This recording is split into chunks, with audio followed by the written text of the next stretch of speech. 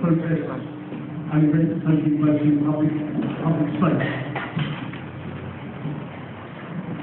I'm going to be speaking very much from trying to outline the standards in relation to the policing and the use of force that have come through European Court of Human Rights and basically broadly European experiences.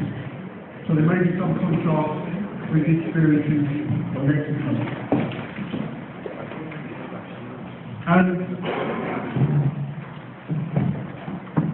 I suppose that whilst we're talking about the use of force, the first point I would make from the European experience is that most protests, most assemblies, most demonstrations, most manifestations do not involve use of force, do not involve violence, either by protesters or by the police.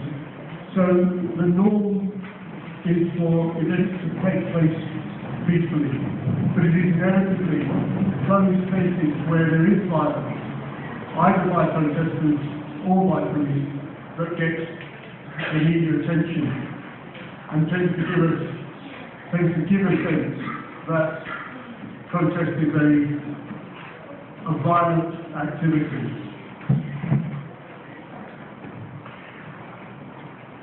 I mentioned this morning that there is a right to peaceful assembly.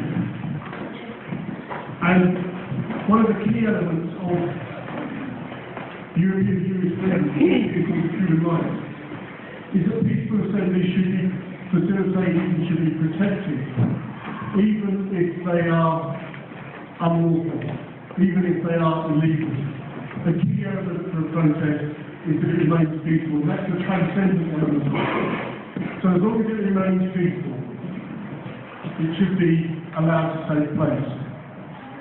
Actions by the police to do things like disperse a protest should only be done as a last resort, should only be done in exceptional circumstances.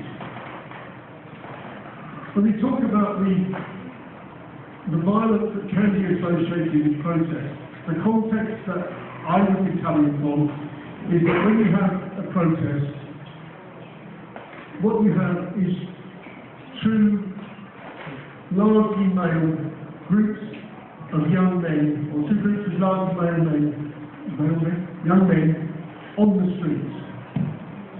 One of whom dominates the protests, and the other group of men is in uniform and will be countering the protests. And the violence that occurs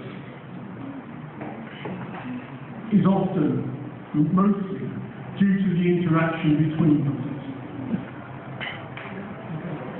The way that the police appear, the way that the police present themselves at a demonstration can be one of the major factors that creates the tensions and leads to a sense of violence.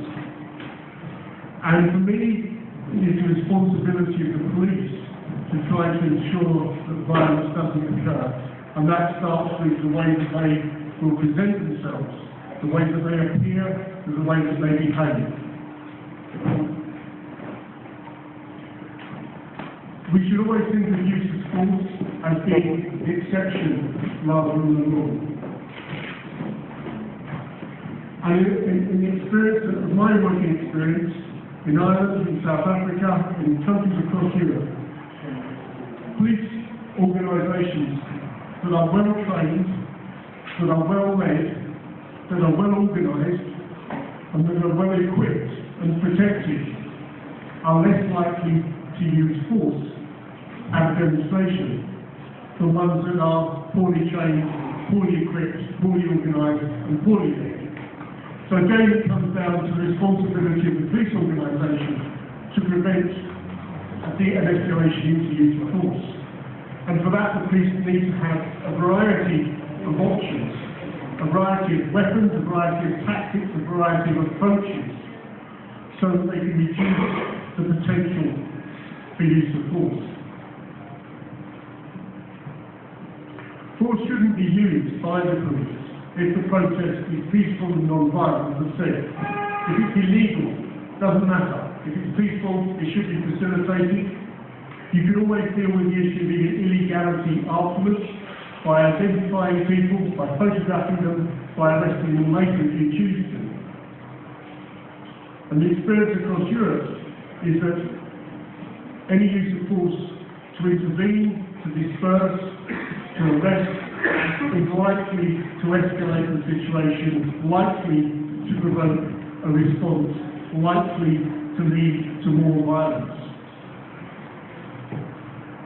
Force should never be used in a situation where the police are facing verbal abuse or physical provocation. Part of the police training should be to ensure that they can deal with abuse and provocation.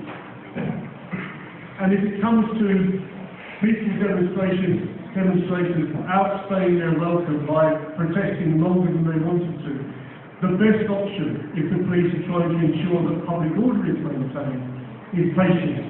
Just to wait for people to go home of their own volition. Any attempt by the police to intervene to disperse will almost inevitably, in our experience, lead to violence. It will lead to people reacting to the police reacting back, and the situation escalating.